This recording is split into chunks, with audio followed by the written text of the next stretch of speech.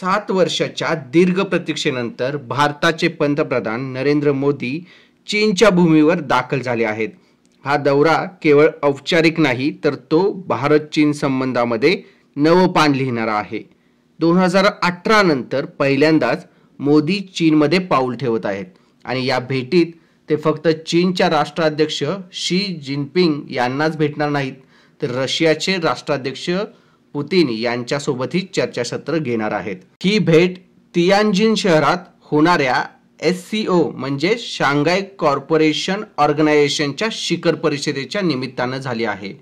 आपण सगळ्यांनीच पाहिलं आहे 2020 मध्ये गलवानच्या खोऱ्यात भारत चीन यांच्यात मोठा तणाव निर्माण झालेला। सीमारेषेवर अनेक महिने संघर्षमय वातावरण होतं।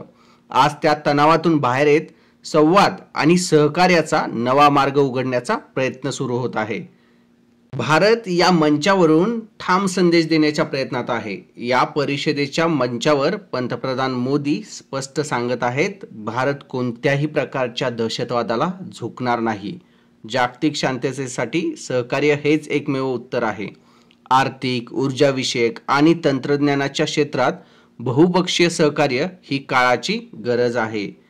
याचबरोबर अमेरिकेने अलीकडे भारतावर 50% आयात शुल्क लादला आहे। त्यातील मोठा भाग रशियन तेल खरेदीमुळे आहे। अशा वेळी चीन आणि रशिया यांच्यासोबत भारताचं सहकार्य वाढवणं ही केवळ राजनैतिक नाही तर आर्थिक गरजही आहे। पंतप्रधान नरेंद्र मोदी यांच्या चीन दौऱ्यानंतर डिसेंबर महिन्यात रशियाचे राष्ट्राध्यक्ष पुतिन भारतात येणार आहेत। म्हणजे पुढील काही महिने भारताच्या परराष्ट्र धोरणासाठी अत्यंत महत्त्वाचे ठरणार आहेत।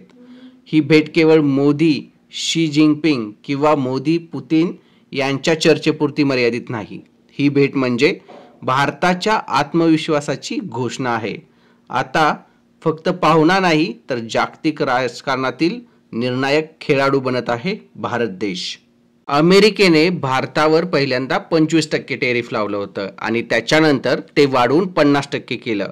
या पार्श्वभूमीवर भारत आणि रशिया यांच्यामधला संवाद याआधीपासूनच होता, पण जर चीन सारखं राष्ट्र जे मॅन्युफॅक्चरिंग हब म्हणून ओळखलं जातं ते भारताबरोबर आर्थिक सामाजिक संवाद वाढवत असेल तर त्याचा भारताला महत्त्वपूर्ण पद्धतीने फायदा होणार आहे।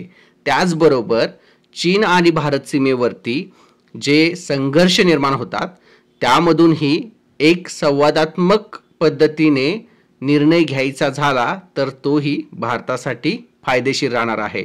कारण कोणत्याही लष्करी तणावामध्ये दोन्ही देशांकडून भरपूर असा खर्च होत असतो आणि त्यामुळेच भारत, चीन आणि रशिया यांच्यामध्ये वाढणारे संबंध आणि त्याचबरोबर त्यांच्या शिखर परिषदा व्यापारी दृष्टिकोनातून आणि सामरिक दृष्टिकोनातून महत्त्वपूर्ण ठरणार आहेत। आपण चीनच्या आणि भारताच्या या नव्या नात्याविषयी किंवा नव्या संबंधांविषयी काय म्हणताय?